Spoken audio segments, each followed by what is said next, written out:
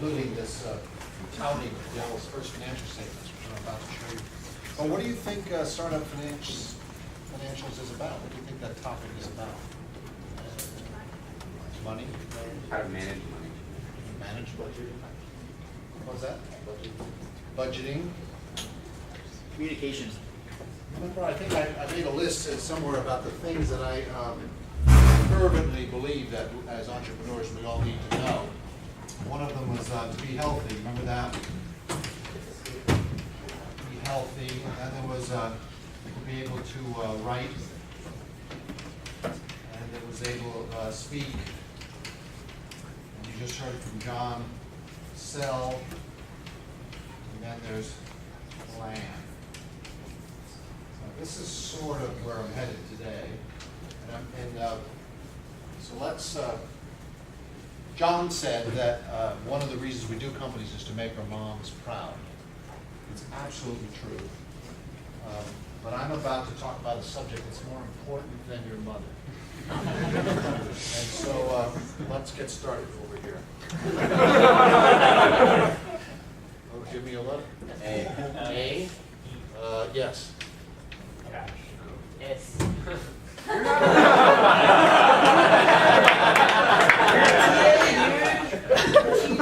Who blurted that out?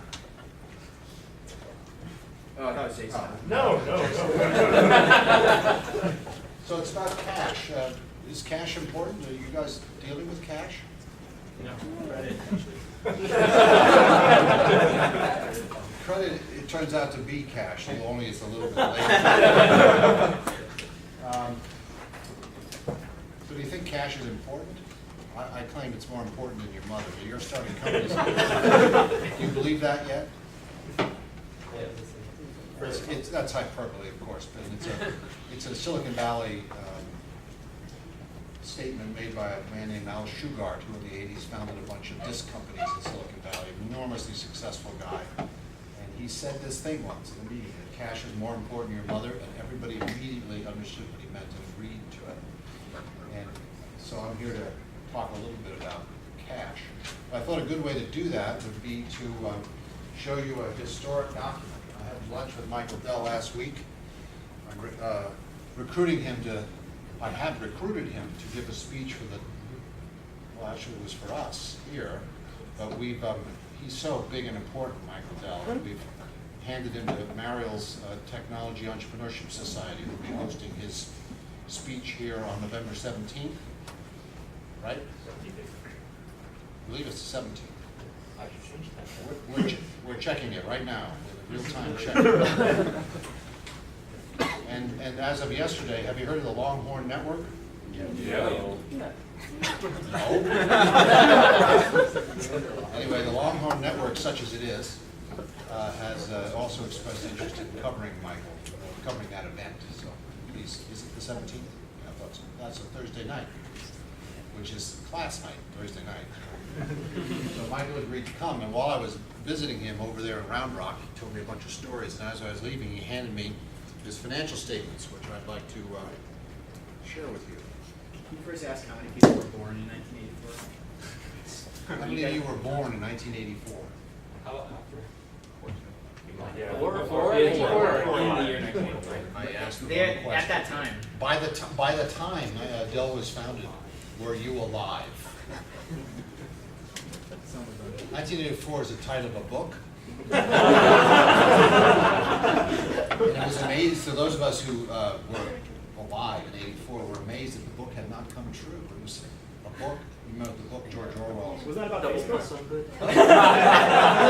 Anyway, 1984 came and went, and my company went public in 1984, in March of 84.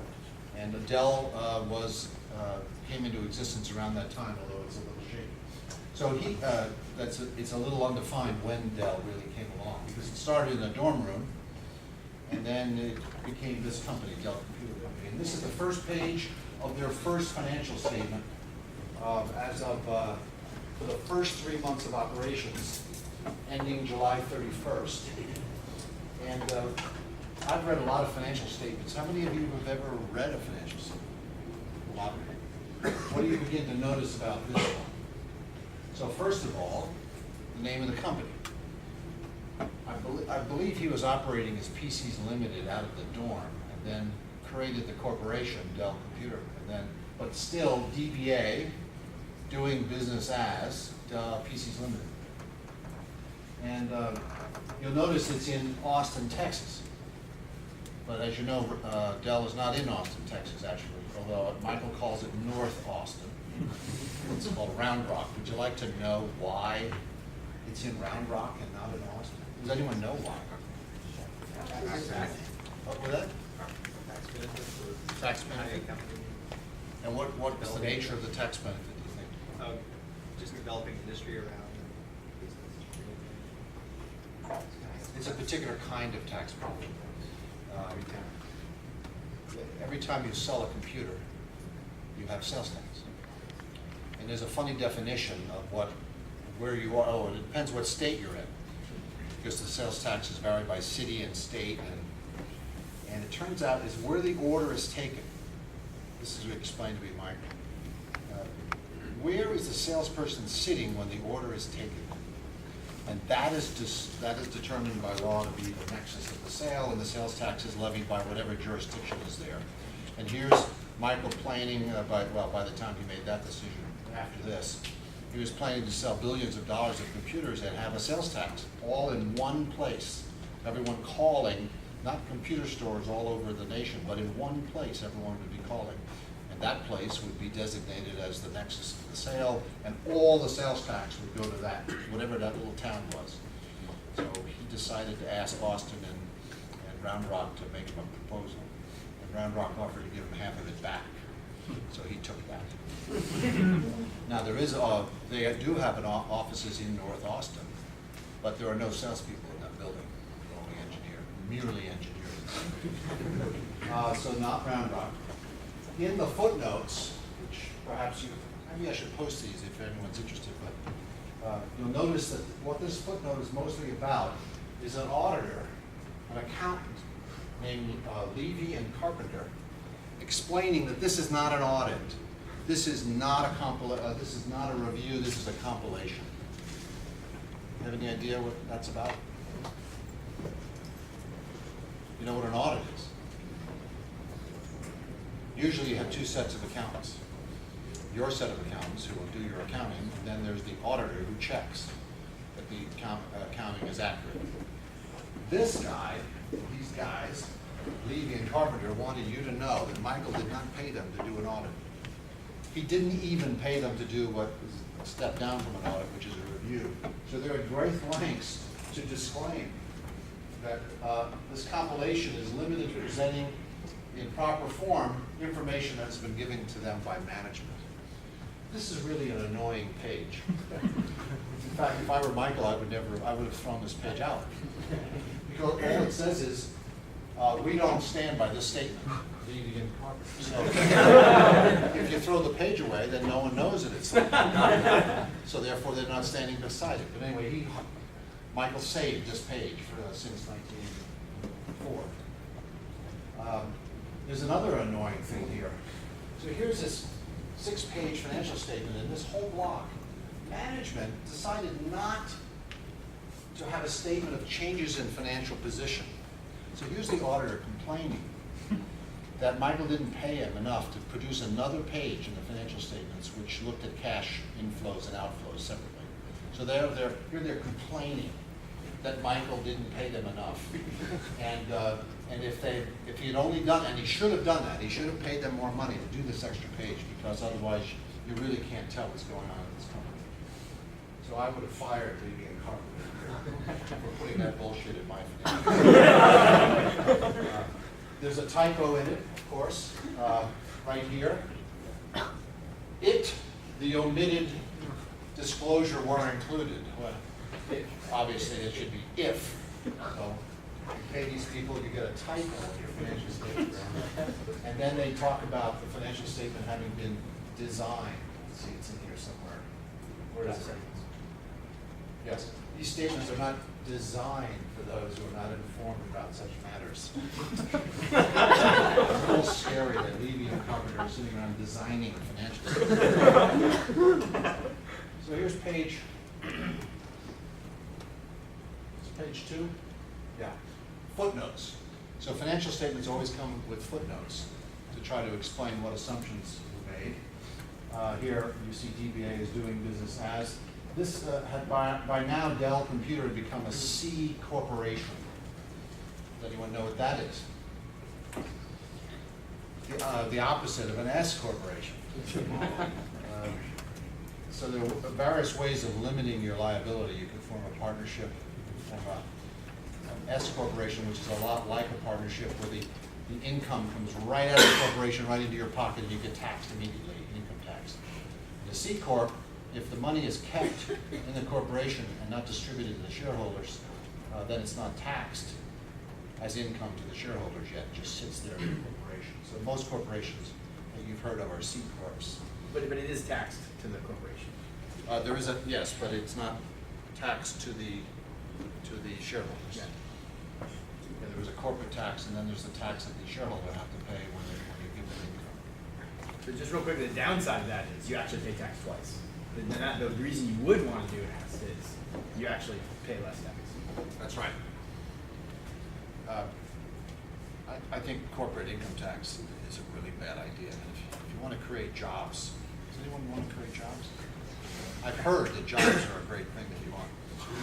Corporate income tax is a double taxation thing, so it's not really fair. And it's also reduces the corporation manager's ability to spend that money on people, namely jobs. Let's see. You'll have checkbooks. In a startup finance is closer to managing a checkbook than it is to the really fancy. This is a halfway between balancing a checkbook and having a major corporate finance operation. And the principal difference is in the word accrual. So in your checkbook, when you write a check, you say the money's spent, and when you make a deposit, you say you have the money in your account, and that's called cash basis accounting. Very simple. You know what's happening because the cash is there or it's not. Accrual is a much more complicated, and it's the usual accounting method.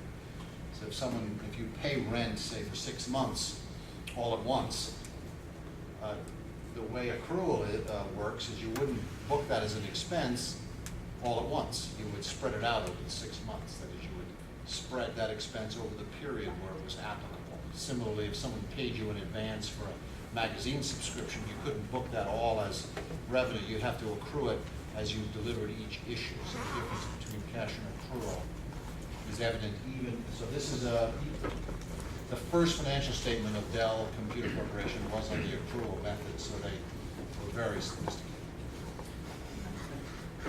Anyone like to comment or ask a question? Is this interesting at all to you? Yeah.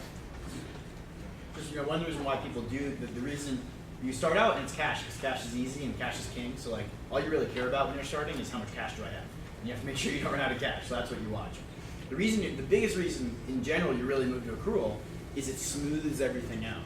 Like when you do cash and you get these big spiky things, and while those spikes make you feel really good, that's actually doesn't, like most people want your business to look really steady and like consistent every month. And so when you spread all these things out, instead of it looking spiky, it looks really nice and pretty. And it actually is logical, like it makes sense that is, the expense from that month and the money that came in from that month are all together. But you're doing it to make your finances look good for someone else to look at them. Except that there was this time I was running sales at 3Com Corporation and I had a quota. And I got AT&T to give me $400,000 in cash, non-refundable, for this relationship we were going to have with software. And that $400,000 made my month. So I take the check into the treasurer's office and I say, I've made my quota, here's the $400,000, please record that. But no, we're on the accrual method here. And so that $400,000 actually covers a period of 5 years. So you have not made your quota. This month you only made 1/60th of the $400,000 is bookable this month. We're going to have to I said, but it's non-refundable and it's cash, it's in the bank. And that's how I learned a little bit about the so-called accrual method. So I had to go back. Non-refundable, you can use it. Oh, no, no. Have you ever been in a public company? Thank you.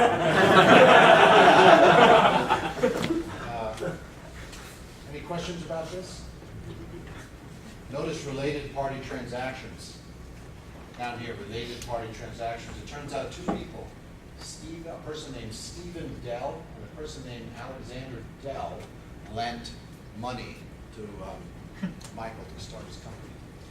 We'll see how much in a moment when we see the actual balance sheet. Comments, questions? Yes. What's it say under category? Say again? What, is that furniture and fixtures?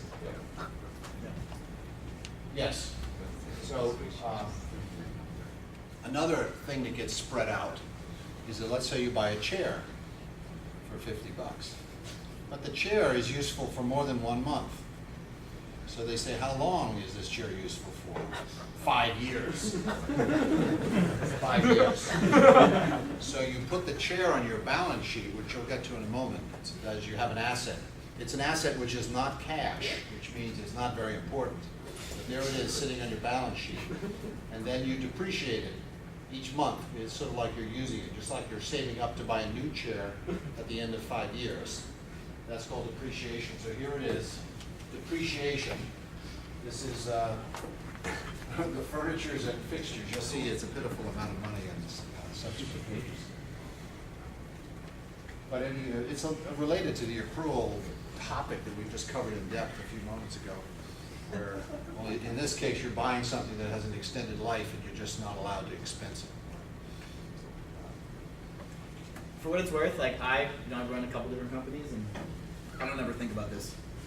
I'm not saying it's not important. I'm just saying it's not something I have to deal with on a day-to-day basis. Like my accountant figures all this out and just tells me, this is what this is what it looks like. This is what your appreciation looks like. This is how whatever. Macomb School of Business gives degrees in accounting.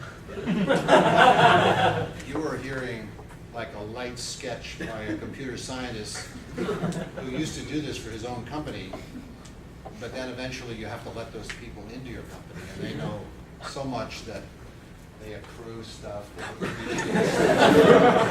There's no getting around it.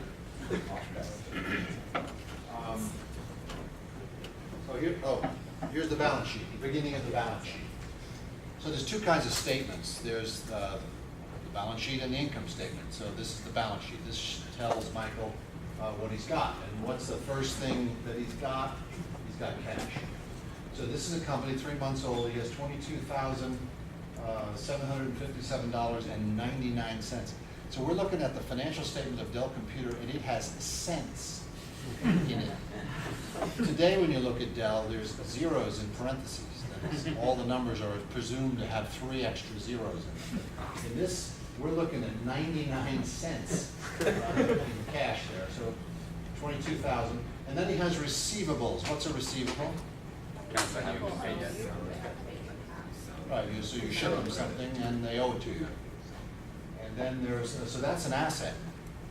But it's not quite as good as cash. Have you ever tried to spend an IOU? And then there's inventory. So he's buying computer parts and they're sitting in his factory. And that's an asset that hopefully he plans to sell shortly. Do you know the story about the inventory and the trucks and stuff with them? No. So because of this very issue, I'm repeating the story secondhand, but so I believe it's like, so when Dell buys equipment and suppliers, the trucks pull up and they park right up at the gate, but they won't take the stuff off the truck. Because as soon as they take it off the truck, it's an asset and they own it and theirs. But as long as it stays on the truck parked in their lot, it's still owned by the shipping company. And then when they're ready to use it, they take it off the truck, and they're minimizing this amount of time that they have this asset between when they have the asset and when they turn it into something they sell and it becomes a receivable. And it's called just in time. Yeah. Just in time. And it was like a revolutionary, like it was a big deal. Like it really made their finances look a lot better and was a very innovative thing that they did. Yeah. I guess exactly how did it really improve substantially the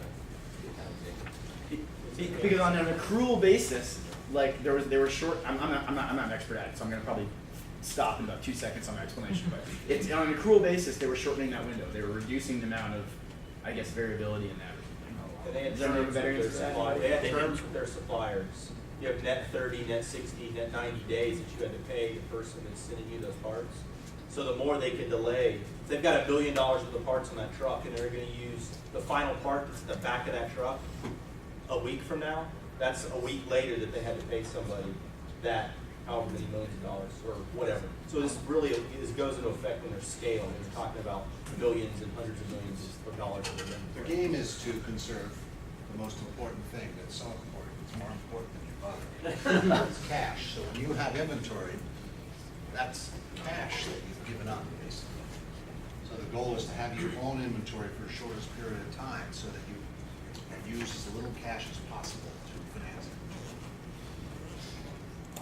And you'll notice the furniture has shown up. He has $2,984.86 worth of furniture, less accumulated depreciation.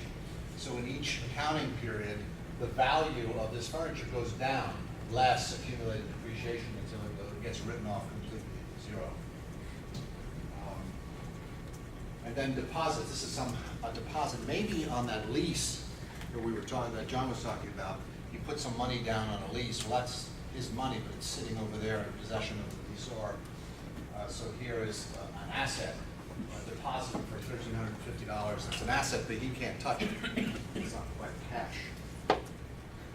And here's the second page of the balance sheet. So a balance sheet has assets, liabilities, and what's called shareholders' equity. So the assets, in the scheme of accounting, assets equals liabilities plus shareholders' equity. So the shareholders get whatever left over from the assets minus the liabilities. So you see his liabilities, he has payables. Right off the bat, it appears he owes money to the aforementioned Stephen Dell and Alexander Dell. So there's the two notes payable. But then he also has accounts payable. So these are he has $35,000 of accounts payable. These are the people who he bought the computer parts from. Accounts payable. Then he has wages payable. So he owes his employees by this time $649. It seems like a small number, but in corporate finance, that is the number that you can go to jail on. Even if you're only on the board of directors, I'm aware of this because I'm on a bunch of boards. If the company fails to pay wages, you can go to jail for that. So it's a very special number on the balance sheet. It's called statutory obligations, and if you don't meet them, they cuff you and take you out of the building. So you can bet that when Solyndra went under, they paid the employees as they were shutting it down, because no one wanted to go to jail. They may be going to jail anyway. So, and here's all the related payroll. I think it's interesting that they owe almost $60,000 in taxes. That seems disproportionate to the other numbers. It sounds like when I screwed up and went from contractors to employees and suddenly owed $1,000 to the IRS. Yes. Now, if you take assets and subtract liabilities, you're left with shareholders' equity. So here's the $1,000 that Michael Dell invested in the company. And then here is his retained earnings. After 3 months, as you'll see later, he had $93,000 of profit during this period. So therefore, the shareholders' equity is 1,000 plus, what is that, 93, a total of $94,000. So this is from inception, he's now accumulated $93,000 of retained earnings. So that's what the shareholder, so this number, the total of liabilities and shareholders' equity, is the same number on the previous page, is the sum of all the assets, yes? Just to be clear, you mean the company has that, not Michael? Yes. Yeah, this is a corporation. And so it is not Michael personally, and that's one of the purposes of a corporation, is that Michael is shielded from, so he's not, this is a separate person, this company is a person separate from Michael Dell. Where he comes in, he's an employee and he's a shareholder, probably owns a lot of the stock in this. We can't tell from these statements. That $1,000 probably bought in most of the company, all of the company. Since the related transactions were notes, they don't own equity, so Michael probably owns 100% of the company at this point. Question back there? Osman, you just answered it, that I was gonna ask if those were investments from his family or they were straight out loans. Well, they show here as notes Yeah. payable, so that's, either he was planning to convert them at some later time or pay them back because he didn't want to compromise his ownership, yes. I was gonna say, it's funny, because he actually recorded the notes payable wrong, because notes payable is when you, unless he's planning on paying his family back interest. So, How do we record them wrong? because notes payable is when you borrow from the bank, accounts payable is when you borrow from like your family and people that you know. I don't know, I'm unfamiliar with that definition. Well, I think notes, well, Notes those when are you're notes. paying He them owed- back interest as well, on top of the. They probably had interest on them. No, it said on the first page they did. Yeah. Interest equal to the market rate. So you're noticing those numbers, oh, but the interest may not be due and payable until, obviously not in the first 3 months of the company. And then also, these days you're going to hear about convertible notes, which would show up in a very similar way, in which those may have been, but probably weren't, I'm guessing, because convertible notes is kind of a newer thing. I wouldn't use those. Yeah. So since your financials are startup or private, would you need to show that to your like a VC if you're presenting to them something like that? Yes. So why did Michael bother to have these statements? And the answer has something to do with preceding page. Is this the preceding page? No, one after that. You'll notice that he has cash of $22,000. And what were his revenues over this period? This is not a trick question. $900,000. So he has $22,000 of cash and $900,000 of revenue. So he's buying a lot of stuff, and he only has $22,000. So he's probably about to raise some money to cover the operating working capital to buy the materials with which to make the computers. And in fact, that bank, Michael told me in the previous page, had refused to lend him any more money because he was a kid and he didn't have any money. So he probably did this financial statement in order to raise money.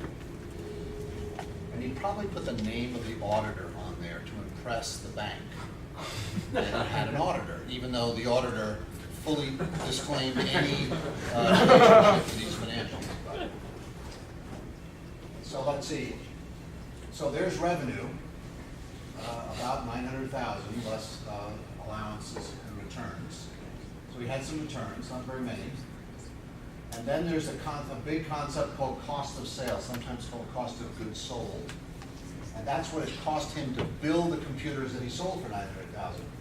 And it's really pleasant to notice that his cost of sales was $690,000 right there, total cost of sales, which means it cost him less than he got in revenue by selling these computers. So he had a gross profit of, in 3 months, the first 3 months of operation of his company, $198,367.58, which he notes is 22% of revenue. It's very common to measure, to look at ratios, and important. It's very common to take ratios as a percentage of sales, and that's what he's doing here, as a percentage of sales. And he notes his gross profit was 22%. And then these are all his expenses unrelated to building the materials, the labor, and the overhead that went into building those computers. These are his other expenses. And notice, he's broken them down by these really boring categories. Like it's postage, yes, postage. There's postage and rent and supplies. As you get more sophisticated, you might break this up into like engineering, sales and marketing, finance, testing. Instead, this is This is what an accountant would do. This is mostly for accounting as opposed to management purposes. So here's all his salaries, commissions paid to the sales force. So he paid $24,000 in advertising, which isn't very much during that period. Any questions about this? So his operating expenses were $63,000, which is less than his gross profit. That's a good thing. So he ended up with earnings from operations of $134,000. This is why Michael Dell is, has a beautiful house in Westlake now, because from the very beginning he was making money. 15% of sales is his operating profit, which is very healthy. What's that? You know, so another thing to notice here is this whole thing works, right? Like he's profitable all the way through. A lot of early companies like this, you'd focus on being profitable up here, but it was okay if you're not as much down here, because the idea is that that part is what scales linearly as you grow, and this part is mostly fixed and hopefully doesn't grow at that rate. So you can look at that and say, okay, well, we know if this business was just a lot bigger, we'd make enough money over here to cover all this stuff down here, even though it might not right now. There's a lot of early stage companies, you're going to be looking at the unit economics up here and saying, okay, for everything we sell, we make enough money. Right now, we're not selling enough of them to cover our overhead. But if we can grow to be a certain amount bigger, we will be selling enough to So cover our have you all been following this Solyndra scam? If we were to see their financial statements, they would show a negative gross margin. That is, they were losing money on every solar panel they shipped. And you can't make that back on volume. Their sales were going up and up and up. What does that mean? They were sucking more cash every month than they were the month before. That's your, so that would be called, they did not have what we call operating leverage. Now, you were just referring to operating leverage, where you can be losing money at a low level of sales, but if your sales go up, then eventually you break into the black and have increasing profitability. That's called operating leverage. Any more comments or questions? Yes, Dakota. Why didn't he record, did he not pay himself a salary at this point, or any of his employees? Well, he has salaries right here. Yeah, but it's, I mean, $16,000. for a company with a few employees, that's not that much money. Actually, we don't know how many employees. But he could be working for $1. If he owned 100%, I could suspect at this point he owned 100% of the company and chose not to take any salary because he didn't have the money. He only had $28,000 in cash at this point. That would explain why they're making money. I'm pretty sure at that time Kip was working for him and was in high school, so he probably wasn't paying him that much. That's the $150 commission problem. Really? Yeah, remember Kip was one of the like fifth employee or something, or like, All right. and then went to college. I'm going to talk, we're going to go very quickly to how to lose money. But here is the crowning glory, a whole separate page for this in the financial statements. It basically says retained earnings at the beginning of the period, 0. So this is the beginning of the company. And then after as we mentioned before, after 3 months of operations, he now has accumulated retained earnings. Retained means they're kept inside the company and they haven't been distributed to the shareholders as dividends. So you would reduce retained earnings by distributing your retained earnings, and of course they would then become taxable to the shareholders at that time. They're only being taxed by federal corporate income tax until this point. So we deduce from this statement that inception was May 2nd, '84, and profitable first 3 months. And I'm guessing that the company existed prior to this entity. That is, he was selling, I'm guessing, I didn't ask him. He could have been operating out of his dorm here, right over on the drag. 2713. Adobe, it was called. And then created Dell Computer Corporation. It was probably called PCs Limited initially, and then he probably incorporated as Dell Computer, but continued doing business as PCs Limited, and then eventually changed names. So he did have a bit of a head start, so I'm deducing from the structure of things. So let's move on now to a different aspect. Do you know the difference between accounting and planning? Accounting is about the past. We have just looked at 3 months of the past of Dell. But in your companies, you're going to need to look at the future because you want to be sure that you always have enough cash. So that's one of the important reasons for having a plan, is to anticipate when you're not going to have cash. So what I've done here is, this is not what they call generally accepted accounting practice, this particular page. This is just everything I thought about at 3Com Corporation when we were growing it. So I'd like to define some terms. But look at, just take a quick look at it, and what's your first question? Yes. How's your gross margin 50% of your Say again? How's your gross margin 50% of your sales? There is a coincidence there that both the cost of goods and the gross margin were 50. So the gross margin and the cost of goods has to, as a percentage, add to 100. So that's how much it costs you to make the product. This is the profit you got, the gross profit you got from selling the product. It's a coincidence that they're both 50 here. You'd like your gross margin to be higher, and you'd like if you're a software company, your gross margin might be 89, 93%. You'd like your cost of goods to be lower. But what was your, how do you get it to be 50%? Oh, no, I was just curious. Well, the way you get it to be 50% or higher is to price your products properly. So you can price your products based on cost, or as you just heard from John Price, you might price your products based on their value to the customer. Or you may be constrained in your pricing by what your competitors are doing. Or if you're really unlucky, the government will tell you what your price is going to be. 3Com Corporation was value pricing at this time. We had the very little, no one had, or even wanted that. So we decided that we needed to sell it for twice what it cost us. It gave us a gross margin of 50%. That margin in subsequent years went steadily upward. So by the time, in the later 90s, 3Com's margins were 55, approaching 60%. Look, the gross sales says 181%. 181% of what?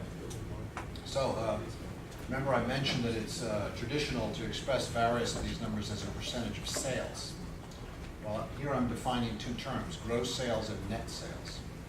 So gross sales is, remember you set the price, let's say you're selling cars and you price them at $100,000 each.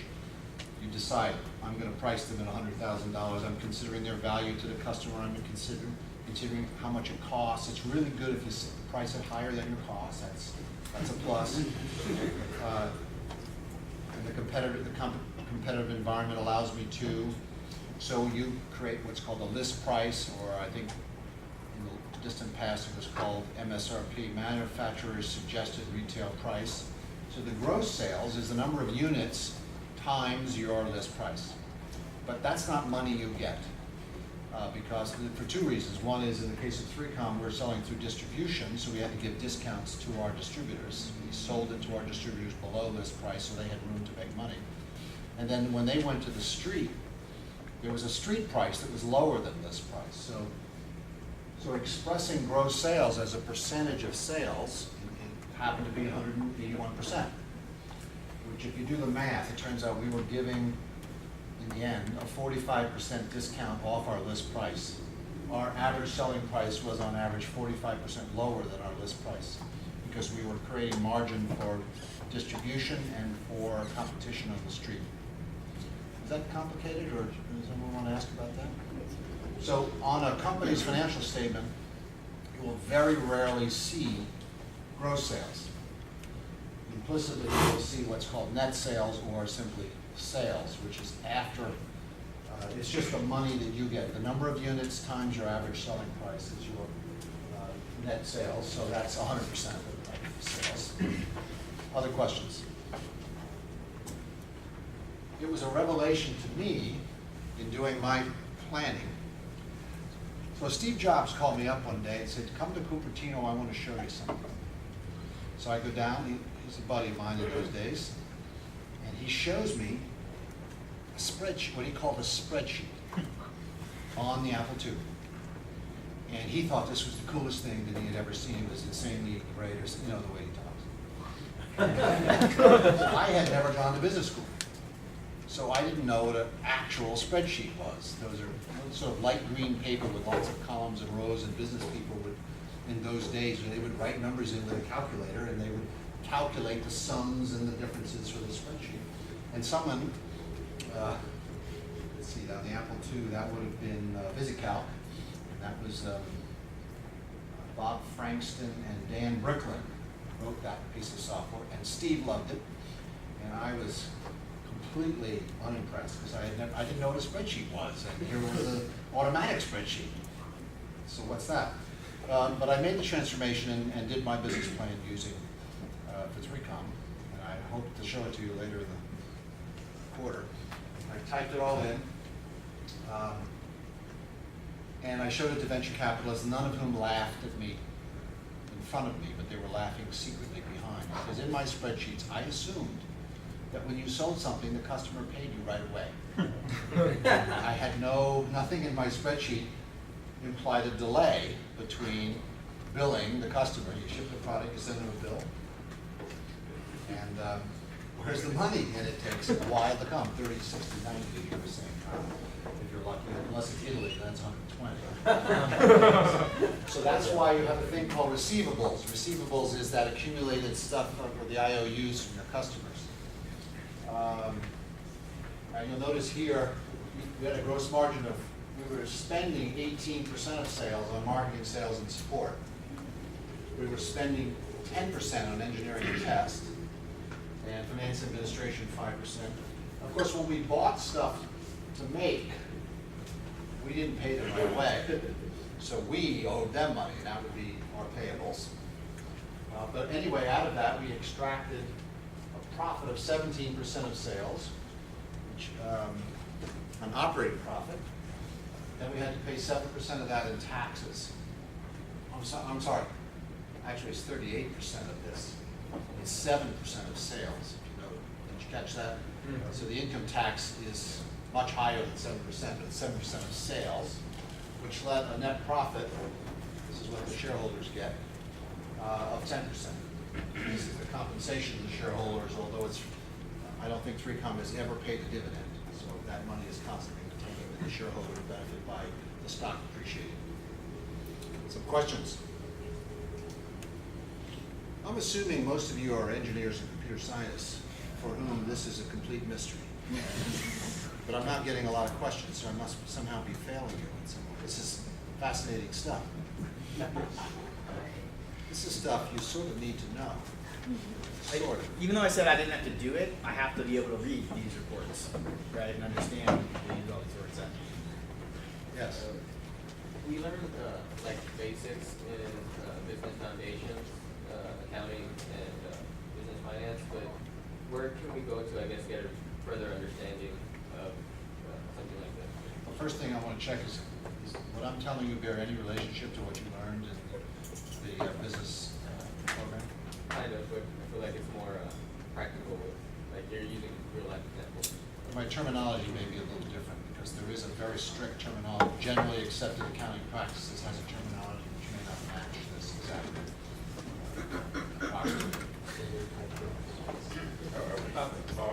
Yes. What were your inventory turns there? The elegance of the Dell model was his inventory turns were phenomenal. I get a 4 million run rate, and what was the inventory? It was like 22,000 or something. By 1990, 3Com knew about inventory turns.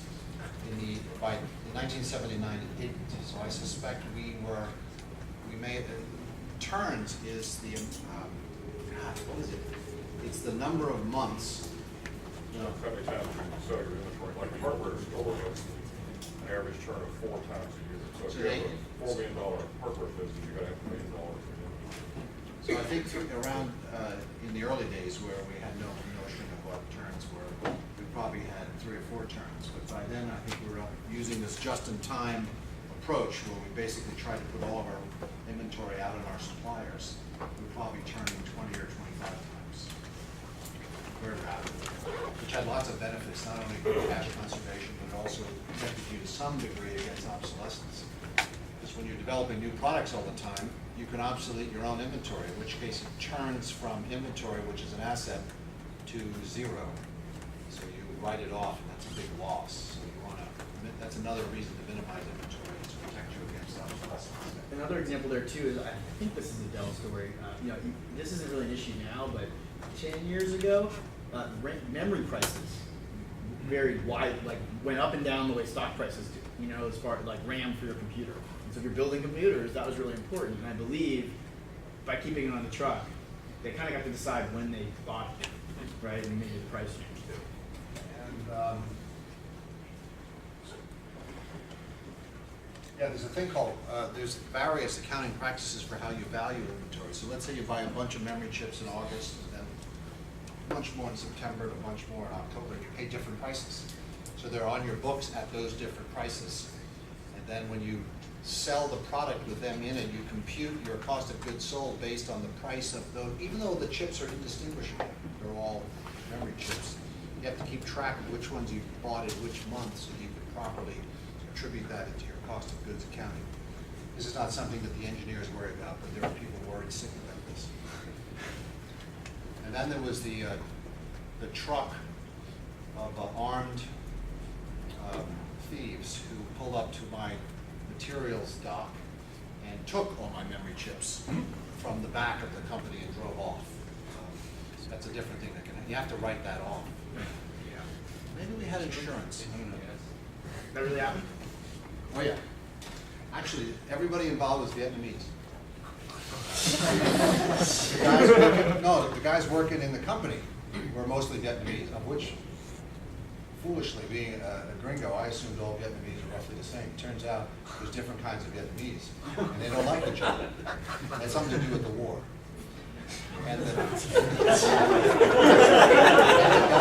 the guys who pulled the truck up in the back were also Vietnamese. All the reports were they were Vietnamese. And it was an inside job, ultimately we learned. And they stole about several $1 million worth of chips that day. We got it back by figuring all this out. Anyway, it's a really bad thing when someone steals your inventory because you have to write it off and it really looks bad. Yes? So you said that you didn't pay dividends ever to your shareholders. How did that work? I guess how does dividends work in general? So as you make money, which is the goal, you accumulate retained earnings, and you need some of that money to fund growth. So it can be a source of working capital for buying inventory, for paying your employees. But if you're profitable enough, it begins to accumulate, and then the question is, can you make good use of that money, or should you give it to your shareholders in return for their having invested? So companies declare a dividend every once in a while sometimes. The older companies have regular dividends, like, does IBM pay a dividend? Yes. No? Let's see, BP. Yeah, a lot of oil companies do. So and this is controversial, so if has Microsoft ever had a dividend? Oh, they definitely, They had a big $4 one a few years ago. But when Microsoft does that, I'm talking to an expert here, but Wall Street will sometimes say, management must go. Mm-hmm. They can't think of a better use for that money than giving it back to the shareholders. Didn't Apple just increase their dividend, and there was a lot of talk about why they're doing that? Yeah, well, they have like $100 million. So it's declared from time to time. So sometimes shareholders can take their compensation in dividends, and sometimes they take it by selling the stock. So they buy low, sell high, and that's their compensation. And so a lot of the high-tech companies, I don't think 3Com ever paid a dividend in its whole 30 years of life. Not sure of that, but I don't think so.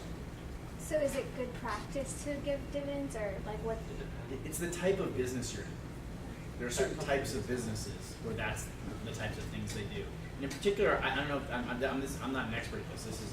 I'm going to take a stab at it. But I think it's like technology businesses are generally high growth businesses where you expect the stock value to increase dramatically over time. They have great economies of scale as they get bigger and bigger. They can get more profitable. So there's reasons why you expect that price to keep going up. So the dividend's not as important. And there are other businesses that are more like a cash machine. They're supposed to just make money and spit out money, and by doing that, you buy it.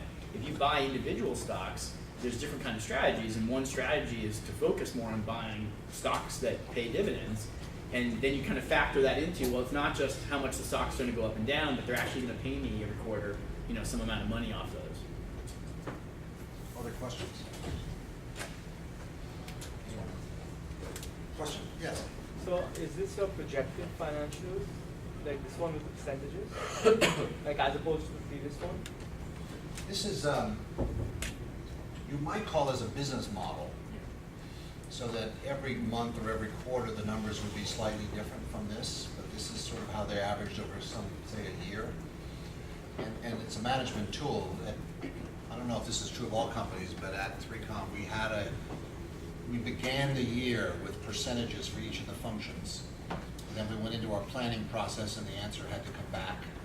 The actual dollars had to come back fitting with those percentages. But then we might change the percentages slowly over time as we notice the market evolving. So for example, when we went from one-step distribution to two-step distribution, that is from selling directly to retail stores or selling through distribution to retail stores, we had to change our model. So we increased our discounts and the percentages changed because we had to provide discounts so that the distributor made money and the retailer made money.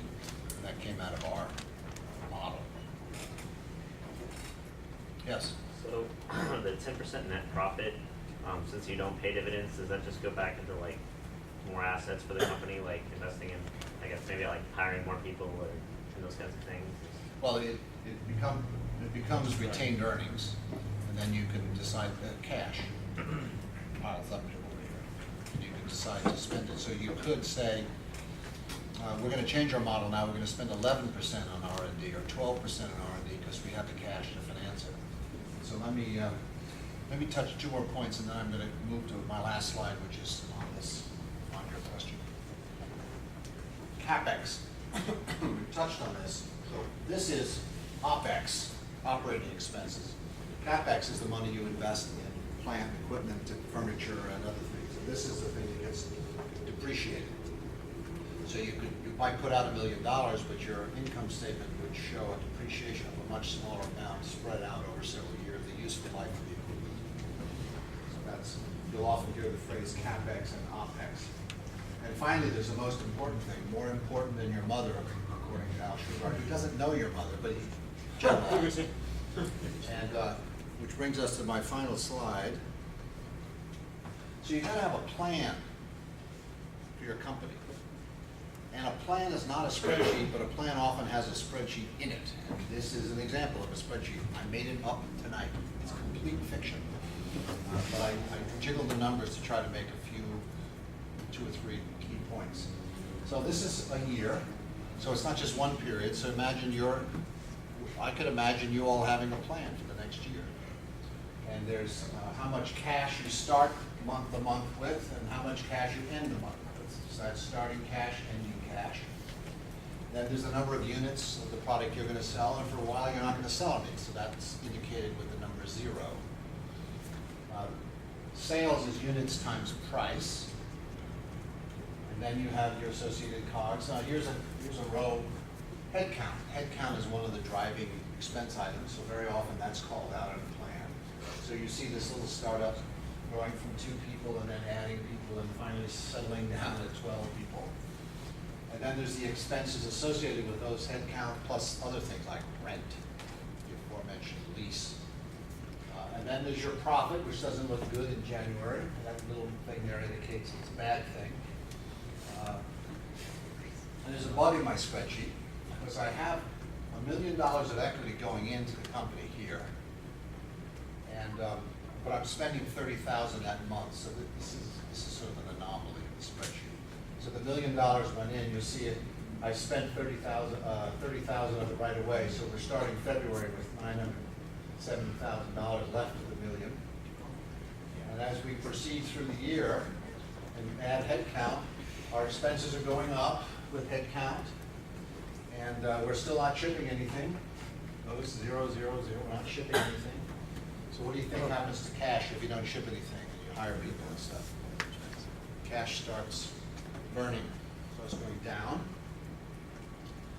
We begin shipping late in the year in this particular sheet, or we're planning to, and sales starts accumulating, but still the sales are not accumulating so rapidly enough, so cash continues down and suddenly becomes negative. So this in the trade is called your fume date. You should never have a plan with a fume date. That is you would do this plan, you will notice that you have a fume date, but you never hand that out to anybody because you need to generate a plan to not have a fume date. So one way of doing that would be to say, we're going to have more equity. So what you're going to do is you go over here and just in time, like inventory, you would plan to have raised some money right here. And you put that in, and as soon as you put that in, what would happen? This would turn positive, and the fume would go away, and you'd be fine. So don't ever, your first draft may have a fume date in it, but from that you have to plan. What are you going to do? You're not going to just run out of money. Solyndra ran out of money. They broke a rule. Never run out of money. And so a lot of people got hurt by that mistake. Let's see. So any questions about this? So this is sort of a plan. Actually, it's the spreadsheet that's at the core of a plan. The plan has English in it, typically, or the language of your choice. Like English. And in the plan, you'd say what you're actually going to do, what products you're going to make, who you're going to sell them to, and so on. But then that results in a spreadsheet. This is what Excel was written to do spreadsheets just like this. Any questions about this spreadsheet? Yes? What's the last? Font size change. You down here? That's the font wrong.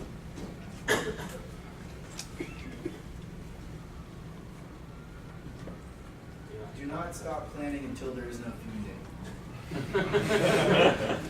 I was once on the board of a $1 billion company, and the CFO came to the board meeting with a fume date. And I went bananas because I believe that you should never do that. And what he was doing, he was sending a message to the owner of the company. This company happened to be owned by one of the board members.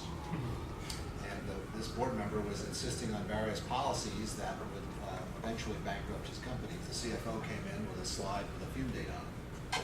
And I went bananas. And the owner of the company saw the light during this meeting. And the next meeting, the CFO kept referring to Bob's rule. This chart obeys Bob's rule. It's not have a fume date on it. And the company survived, and it's $1 billion company even today. More questions? What is paid in? Right. So you ship a product, and your customer owes you money. So to compute cash, I'm sorry I don't have the formulas here, but actually there are formulas in this spreadsheet. Cash, you take beginning cash, and you add to it anything that's been paid in. So like a reduction of accounts receivable, as they pay your customers. Money you collected. Money you collected is paid in. And then you pay some of your suppliers some amount of money. You may have to pay them in 30 days or 60 days, or if you're Italian, 120 days. So that's the money you pay out, and that's how you compute your end of month cash. It's the beginning plus This is paid. not accrual. This is a cash statement. This is to make sure he doesn't run out of cash. So Yeah, this goes back to Josh's earlier point. In this stage of a company,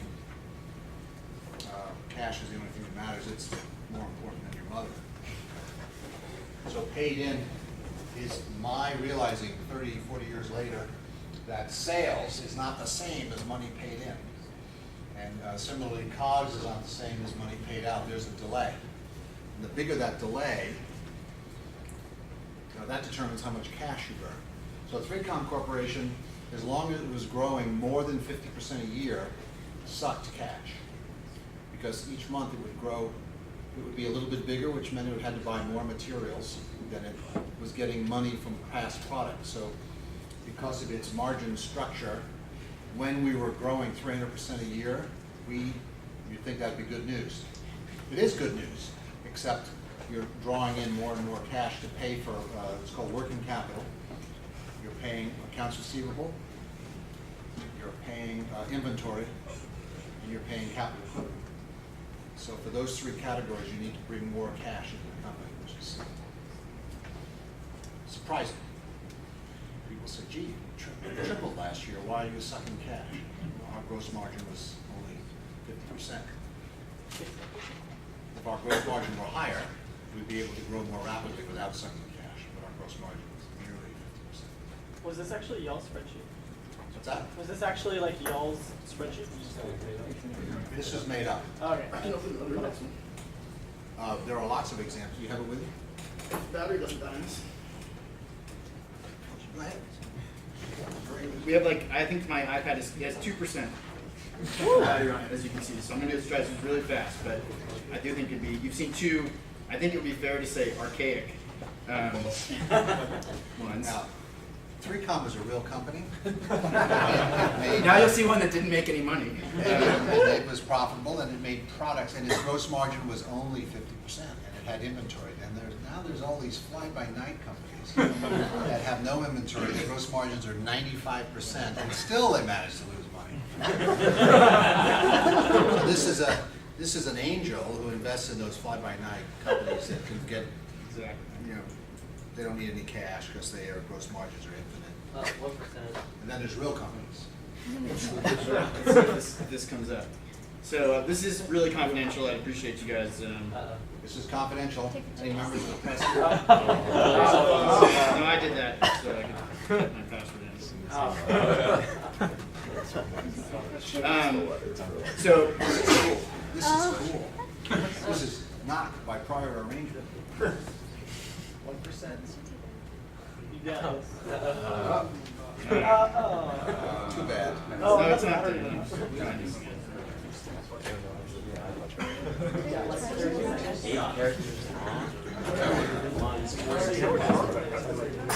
All right. So this is a cash. Josh, charge it. It won't work. We can't charge and display at the same time. So this is a combined budget and plan, or finance and plan. So what you can see is this goes from 2008, 2009, 2010, rolled up by year, and then it starts going month by month this year. It goes actual budget. So it's in one thing where it's showing me I can see what happened. That was a dime. And then what was supposed to happen, so it wasn't nearly as useful. But so if you looked on there, what it showed was, the actuals. Here's what happened each month, and then it starts going into projections. What's going to happen each month? And there's a point where those two things meet, and it says actual budget for the same month, and that thing moves each month. And so that way I can compare. I've got in two columns right next to each other what the budget was for this month, what each of those lines was supposed to be, and then the actual, what it really was. And so the accountants update that one column each month it moves. So what is it? Why do you have a budget? Why do you have a plan? To make sure we don't run out of cash. That's exactly what this operating statement, as we call it, is for. And so we raised a bunch of money. We're not making that much money, and so we got to make sure we don't run out of money. So that's a really important thing, right? And so if you look through, our revenue side wasn't that big. There wasn't a lot of money coming in. Money came in from investors investing money, which actually does show up there still, but doesn't is not as much what you want. And then we have a couple big hits of, you're talking about the accrual. We have it's like $0,000, $300,000, $0,000, $100,000, like from some big deals that we closed. And those are, that $300,000 was a 30-month, $10,000 a month thing. That from my perspective, because I'm worried about cash, shows up as 1 month for $300,000. But if we wanted to project it as an accrual basis, we'd get stretched out over a long period of time. Just saying. And then as you go down that, you start getting our expenses, which are the things I can control and I'm watching. And those are going to be things like, payroll, contractors, people that we're paying. That's most of what we pay for. Our burn each month is probably varies from about $80,000 and $100,000. And so ours is pretty simple, but it would have been interesting to show it to you just because it's going to be a lot like a lot of your businesses. The biggest line item there besides payroll is Amazon Web Services, which runs about $20,000 to $30,000 a month. It's just gone through our past 2 years. It just goes from 20 up to 30, and then we code some stuff to make it more efficient, get it back down to 20, and then slowly goes back up to 30 again, and we do that again. Which, interestingly enough, it costs us the same right now to provide the service to 1 million active users as it did to provide to 100,000 active users, 2 years ago, because we've just been able to make it more and more efficient, and Amazon prices have come down. So Let me pick up on a point Josh made. There are other purposes of a plan other than raising money. That is, calculating the fume date is not the only consequence of having a plan. Let me just offer one example. So in a company of some scale, there's a lot of people involved in the planning. And so you ask everyone to do the plans and you roll them all up and you look at the spreadsheet. And you notice that the head count is going from 11 to 42 in 1 month because of the roll-up. And the HR department looks at that and says, can't do that. Where are you gonna find these people? Are you gonna send a bus down to Sixth Street on Thursday night and pick them up? Because that's a hiring plan that's unachievable, and there it is, right in the spreadsheet, 1042. So then you go back and you tell everybody, no, you need different hiring plans. Of course, the hiring plan affects the product plan, because if you can't get the programmers in soon enough, then you can't ship the product soon enough, and so that rolls into that ends up rolling back into revenue. So then it comes back as a spreadsheet, and you look at it again. So it's a tool for managing the company, not only for calculating your fume date. Of course, if you're profitable, by the way, you don't have a fume date. Are you profitable yet? No. Oh, I'm sorry. That was a joke. So the other thing that we're using it for, to that point, right, is I'm looking down it, and what I'm looking at is I've got that budget column, what I expect it to be, and I'm just comparing the two columns each time. Once a month, I set up a standing meeting, it's a third Thursday or something. I meet with my bookkeepers, and their job every month is to come in with that spreadsheet updated for the previous month. And we sit down, and I look at those two columns, and I look for anything that isn't what it was supposed to be, right? It's just like, okay, either it's more or it's less, and those are the things that stick out. For my business, things are pretty steady each month. Like our payroll is pretty steady each month, our Amazon Web Services is steady each month. Then I've got a bunch of fixed expenses for a couple little things, like, we pay for GitHub, we pay for whatever, right? Those things are all pretty fixed, so mine aren't changing a lot, so I know what I expect them to be. And if payroll's up, or contractors are up, or Amazon Web Services is up, we're just gonna be looking for anomalies for, what's different, what's not what we expect it to be. And then, part of that exercise each time is we then look at the next couple columns, right, the next few months, and I update those. And you can do all kinds of projections for the next few years, and you have to come up with ways to predict what that's going to be, and that's usually some combination of bullshit. It's we're going to grow at 10% a year, or we're going to like a head count thing. Usually, you just make that up. You're just kind of looking at it, going like, I think we'll have this many people, we'll hire this many more, and you're just making it up. But for this, it's very real. It's like I'm looking at the next 3 to 6 months, and I know if those things are supposed to change, and I can say, okay, I know we're doing something we're going to launch much more service. I expect my Amazon Web Services bill to go up, or I'm doing something I think is going to make it go down, or I'm going to have an increased contractor expense, or an increased legal expense, or we're firing somebody, my payroll's going to go down. So that's the time when I would give them all that information, and we would just update the next few months. And again, then that trickles down, and the cash updates, and we are looking at there's a fume date on that one. We're looking at what's the point where we run out of money, and making sure that we're staying ahead of that. Right? And it's something, it's a regular thing I got to do every month. Now, I don't really look at it between them. Our business the way our business works, our cash isn't changing day to day. I don't need to be doing that. I need to make sure we make payroll each month, make sure there's nothing unexpected happening, and then keep updating those pieces. And our business is very, very, very simple, because we don't make any money, realistically, for the most part. So we're not calculating a ton around that. And our expenses are all so steady. But So let maybe me another time I can let share me that. tell two stories. One, a warning about spreadsheets, and the other, a warning about forecasting. So I'm sitting in the 3Com board meeting, and the annual revenue is about $500 million. And the CFO, great guy, Chris Paisley, is presenting the financial plan for the next year, and the board has to approve that. And it's a public company, so they have to approve it, and everybody's watching. And I'm looking up at this spreadsheet, and the meeting wasn't that exciting, so I thought I'd just look at the spreadsheet. And those numbers don't add up. I'm looking at some numbers that aren't adding up. So I say to the CFO, Chris, those numbers don't add up. They're off by $100 million.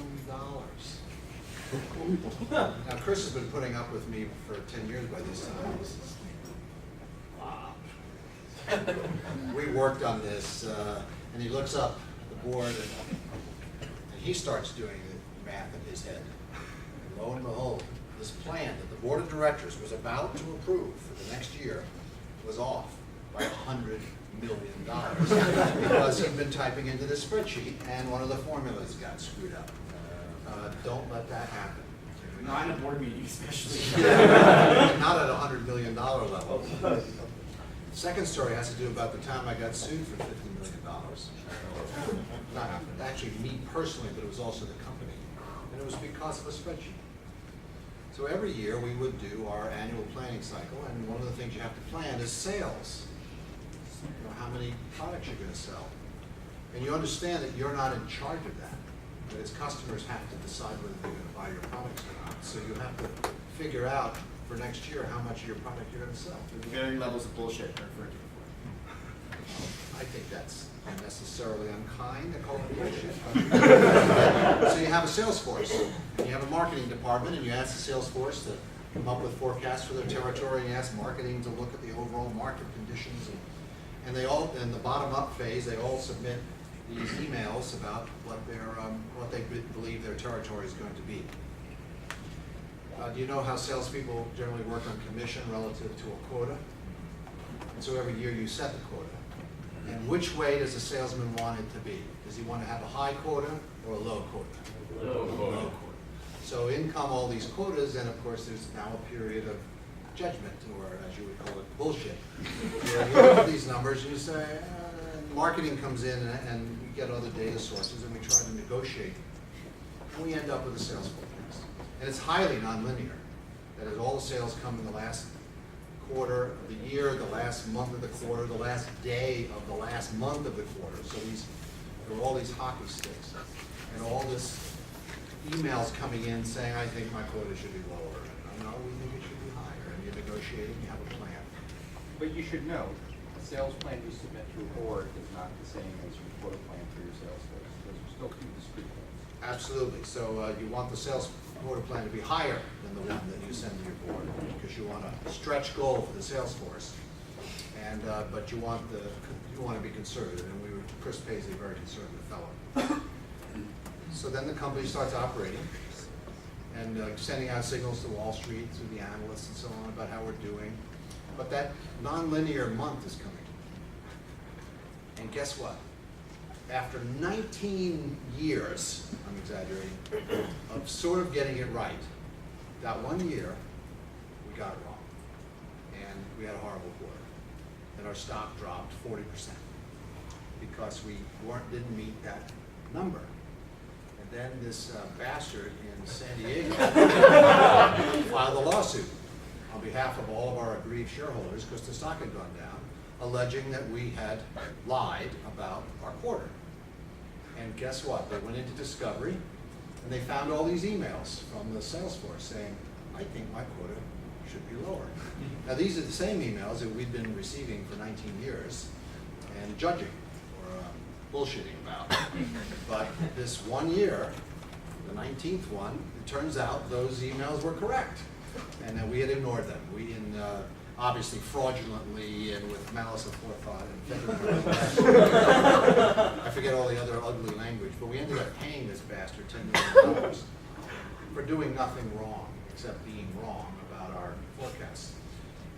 So let that be a lesson to you. That man, by the way, what was his name? Weiss?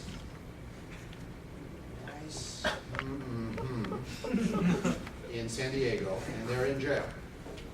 And a huge cheer could be heard coming out of Silicon Valley that day. These three lawyers were sent off to jail because he had sued every company. Every time anyone's stock went down in Silicon Valley, that bastard would sue us. And I think we're all visiting him in jail. What's his name, though? Oh, gosh, it's a name worth remembering, because I want to be sure he's still in jail. Anyway, so that was an expensive error in forecasting. You know, on the forecasting side, it is mostly bullshit.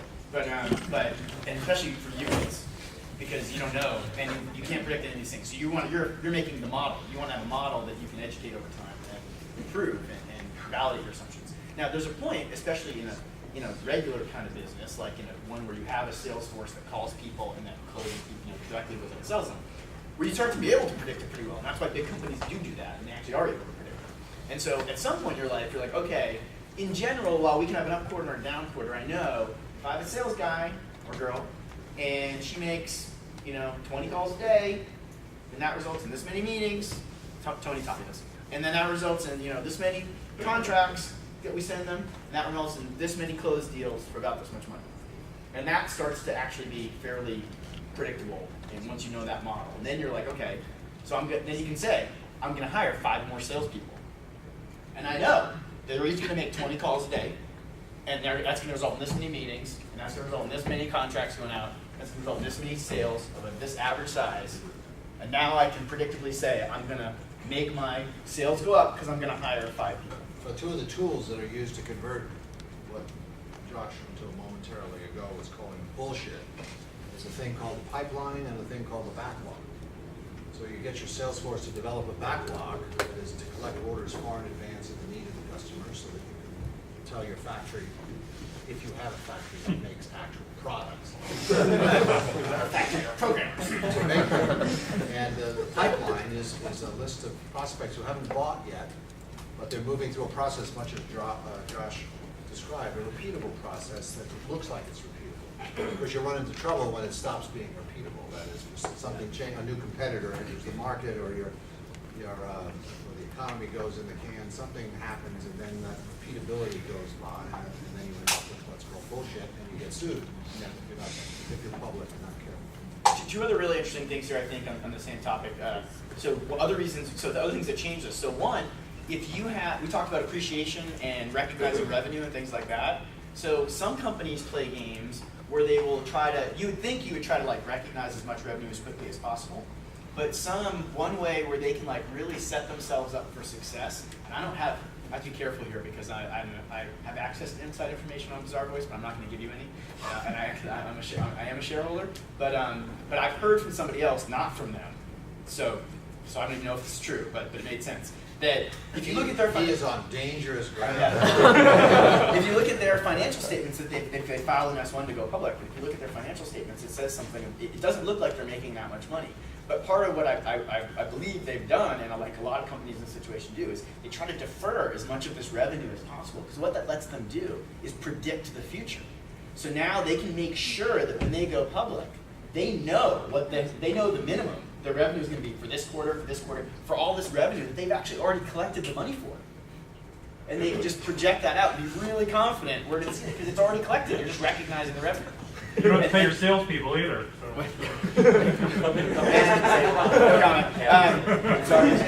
Companies can save a lot of money on tax if they recognize a lower income but actually make the same amount of tax. Yeah, that might be too. And then the second thing is for a SaaS business, which a lot of you guys might be. If you have a contract, right, where someone's going to pay you a certain amount over a long period of time, well, that means you're not going to recognize that revenue necessarily over a period of time.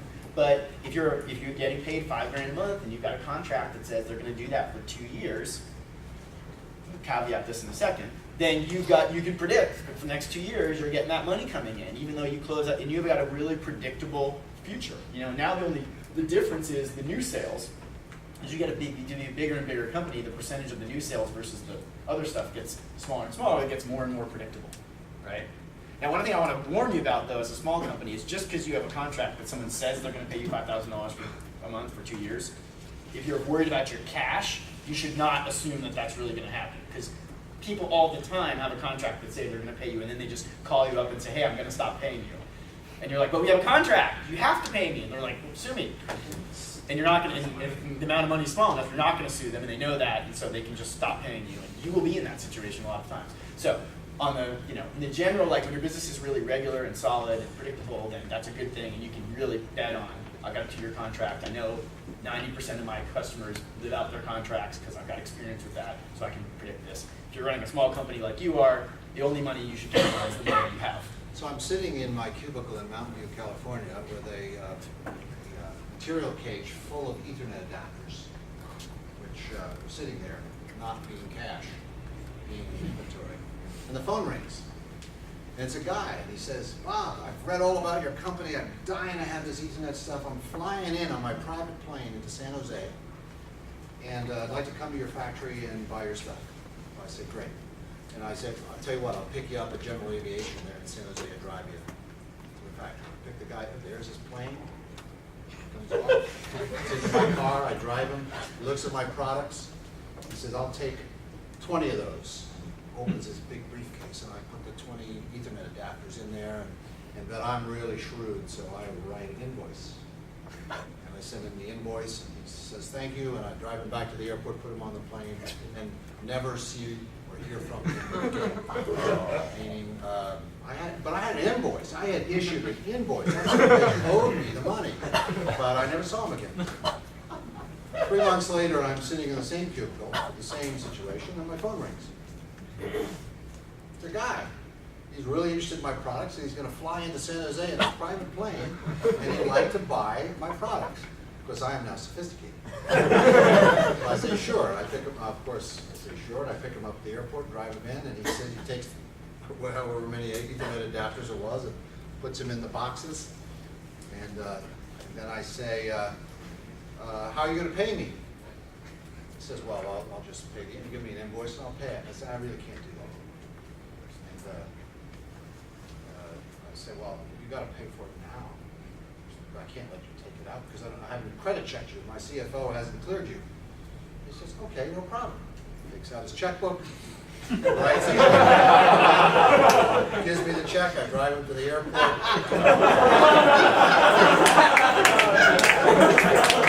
So even though it says on your plan that they're going to pay you, they may not pay you. I never saw that money again. Then there was a time the guy shows up with the Ethernet adapters, and he gives me $16,000 in cash. This is a different problem. That's called money laundering. I don't know what it was called, but here it is. We counted out the adapters. So I pick up the phone and call Chris Paisley, our chief financial officer. I say, Chris, I don't know how to handle this exactly, but I have $16,000 here in my cubicle. Immediately, it seems like a bell runs off. The CFO and the controller and the treasurer and come running down because it's not safe and it's not legitimate to have that much cash piled up. So they all watched each other count it and take it to the bank. Anyway. Any other stories? So then I'm sitting with Bill Gates. I'm sitting with Bill Gates in what was then, let's see, Redmond now, but it was Bellevue then. And we're sitting planning to introduce TCP/IP for Unix. If that makes any sense.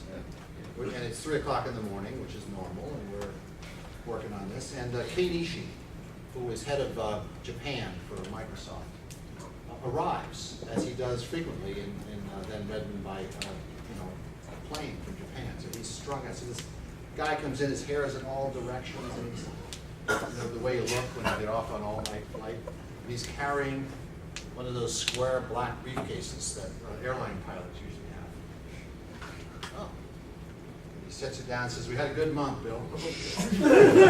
He opens it up. It was packed with American dollars. I remembered what had happened to me when I only had 16,000. Suddenly left. I don't know what happened to it. I assumed that was not laundering. I assumed it was just convenient for him to carry that much. It looked like hundreds of thousands.